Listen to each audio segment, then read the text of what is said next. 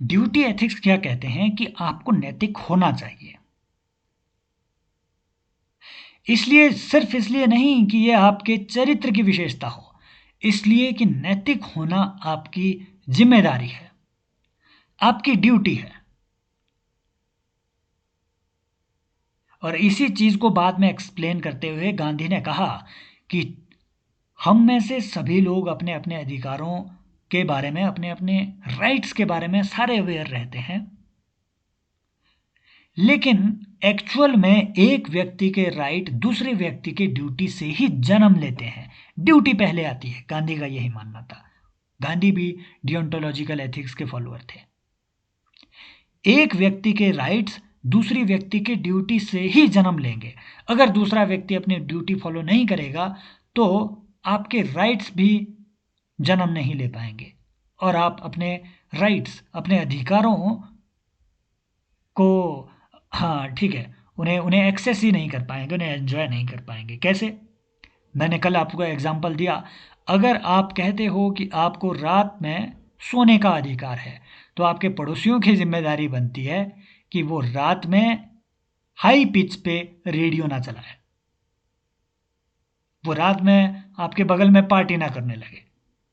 वही deontological ethics हुआ, duty based ethics, adherence to duty, और है ना, adherence to moral rules as a duty, as a matter of duty. अब इसमें कांत के पर्सपेक्टिव को अगर हमने समझना है, देखिए कांत की पूरी डियोंटोलॉजी को यहाँ पे सारे हाईलाइटेड टेक्स्ट में मैंने बीच में एक स्टोरी के फॉर्मेट में एम्बेड किया है।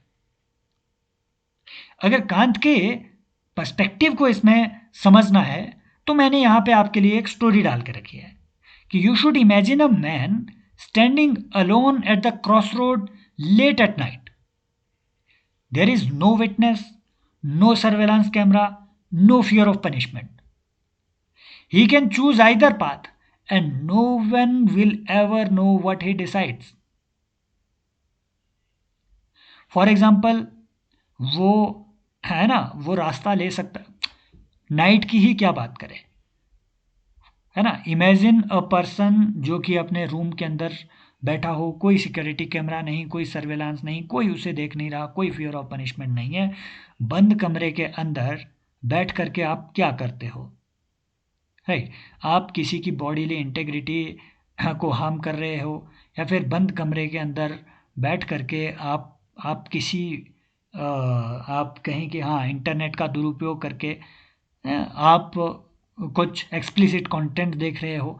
उस वक्त में, है ना, उस वक्त में जब एक्सटर्नल प्रेशर फॉल साइलेंट, क्या उस वक्त भी आप एथिक्स को फॉलो करते हैं या नहीं करते हैं? क्या उस वक्त भी आप एथिकल होने की अपनी मॉरल ड्यूटी को याद कर पाते हैं या नहीं कर पाते हैं? इस बात पे डिपेंड करेगा कि आप नैतिक हैं या नहीं है, आपका एक्शन नैतिक है या नहीं है। When nobody is watching you, even then, है ना, उसे कहते हैं हाईएस्ट डिग्री ऑफ इंटेग्रिटी। तो कांत इसी तरीके की इंटेग्रिटी की बात करते हैं कि you have to be absolutely right, absolutely. हमने कल देखा ना गुड और राइट के बीच का डिफरेंस। तो you have to be absolutely right in terms of means, in terms of consequences. इसीलिए कांत की डियोंटोलॉजी मीन्स पे, माध्यमों पे, है ना, कर्मों पे ज्यादा फोकस करती है। Kant believed that morality does not arise from emotions, habits or even good intentions. Kant ने ये बात कही कि emotions do not even matter, intentions do not even matter.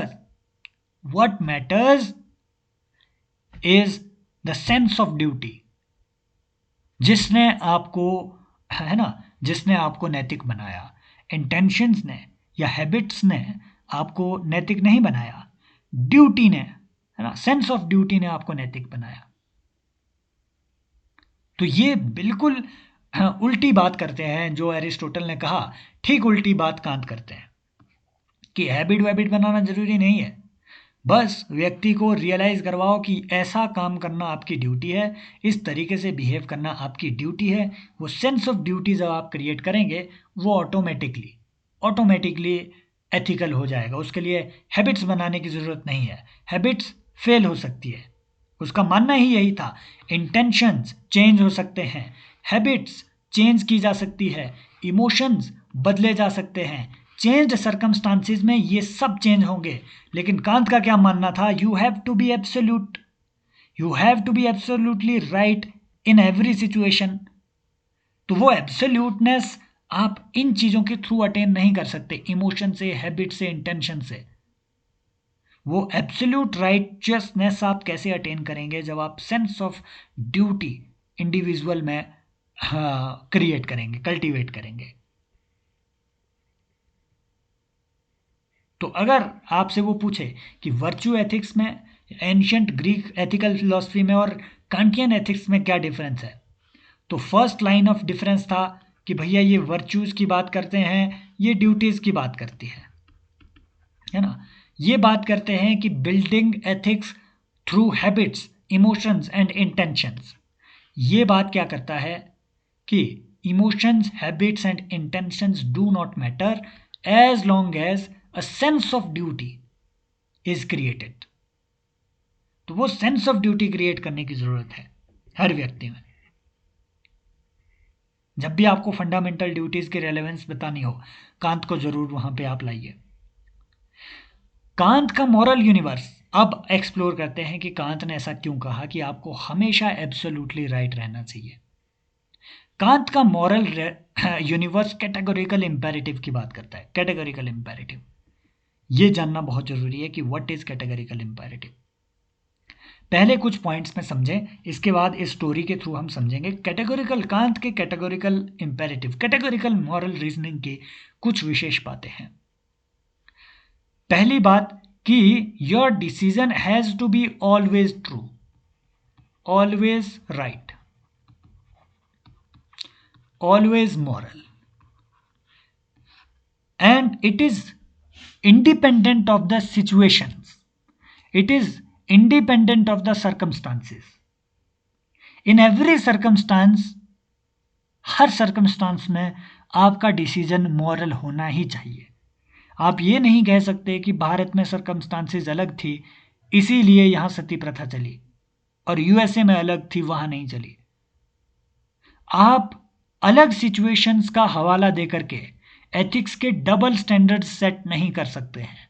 You have to be always right, you have to be always moral, independent of the circumstances. पहला इनका है ना, इनका कहना यह था। दूसरा इसका की पॉइंट क्या है कि they believe in the rational agency of individuals, है ना। हाँ, दे क्या, can't believes in the rational agency of individuals,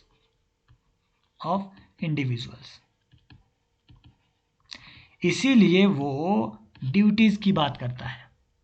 Kant का कहना था कि इंडिविजुअल रैशनल होता है और एक रैशनल इंडिविजुअल कभी भी इमोशंस से ज़्यादा देर तक ट्रैप नहीं रह सकता।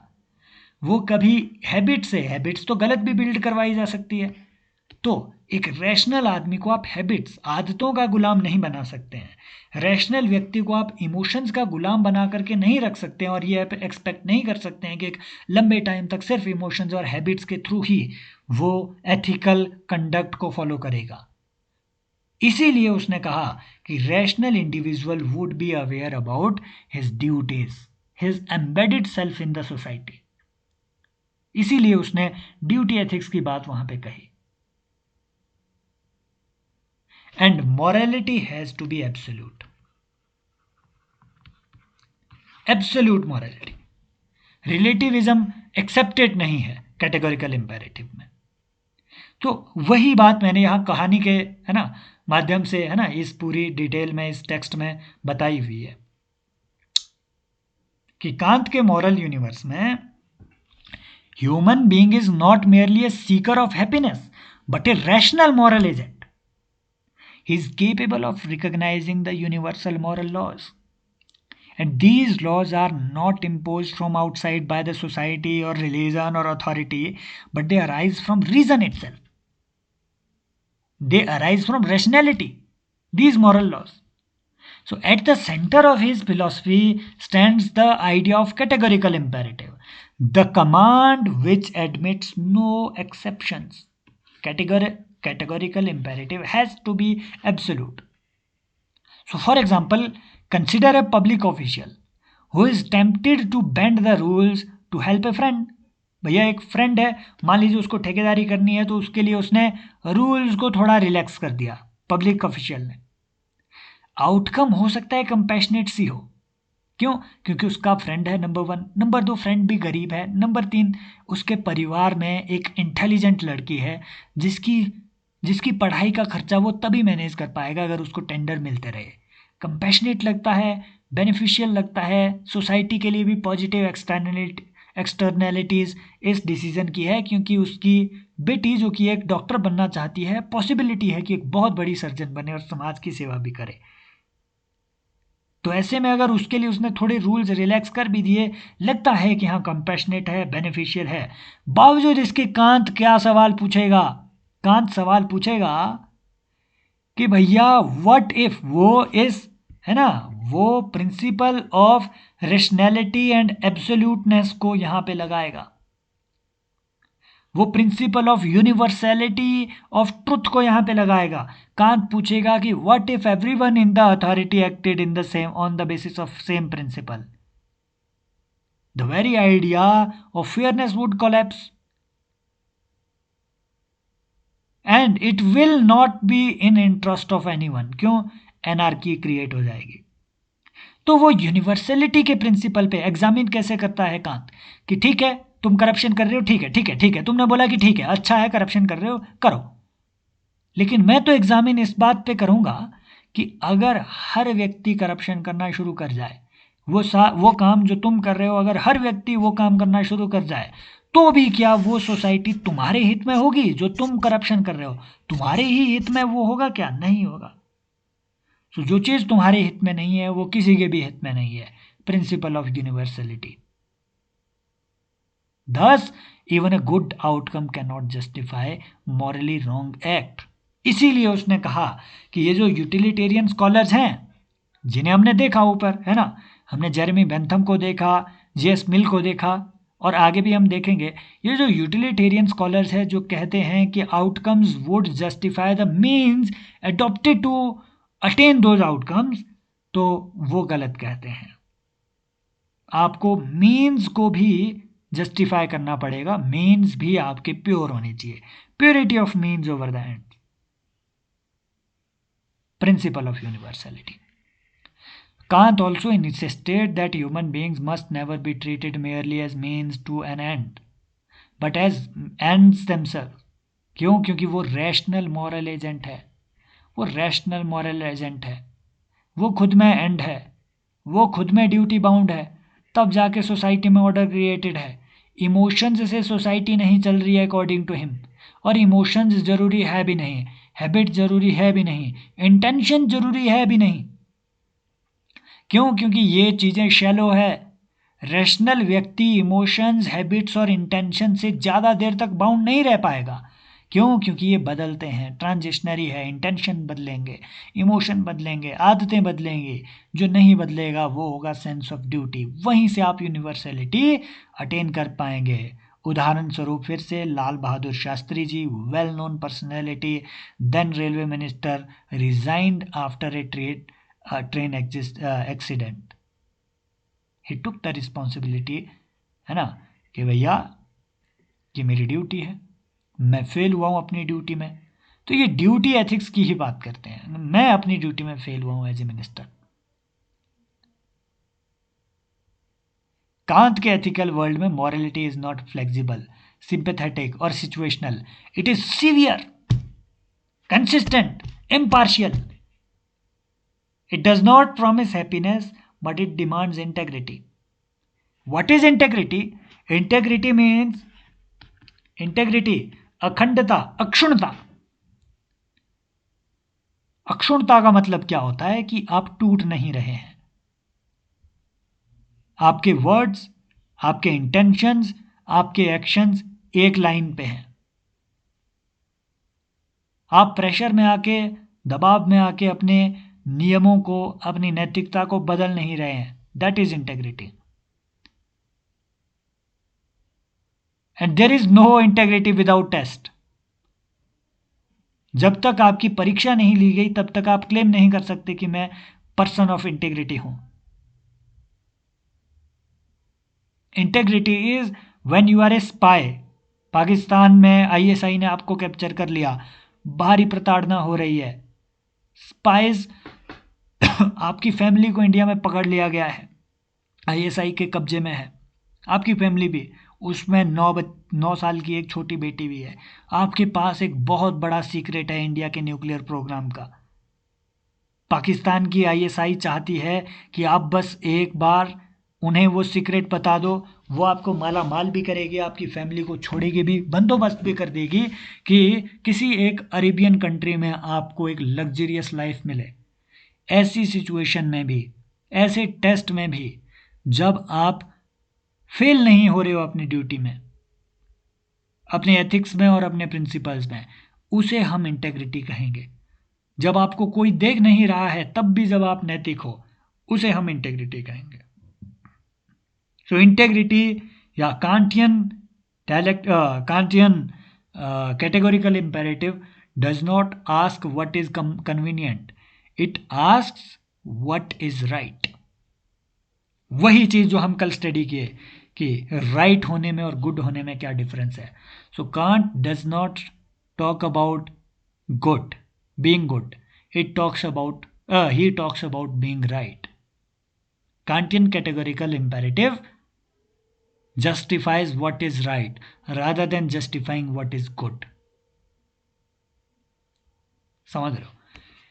अब आते हैं कॉन्सिक्वेंशियलिस्ट एथिक्स में। भाई कांत ने बहुत बार बोल दिया कि भाई ड्यूटी होनी चाहिए, है ना, आप ड्यूटी बाउंड होने चाहिए, जरूरी नहीं है उस ड्यूटी से आपको खुशियां मिले ही मिले, जरूरी नहीं है उससे हैप्पीनेस मिले ही मिले, बावजूद उसके आपको फुल ऑफ इंटीग्रिटी रहना है। पर क्यों? आदमी इतनी पीड़ा क्यों सहे? इस दुनिया में आए हो तो सिर्फ पीड़ा सहने के लिए आए हो क्या? यही सवाल कॉन्सिक्वेंशियलिस्ट एथिक्स ने, एथिकल थ्योरिस्ट ने पूछ लिया। जेरेमी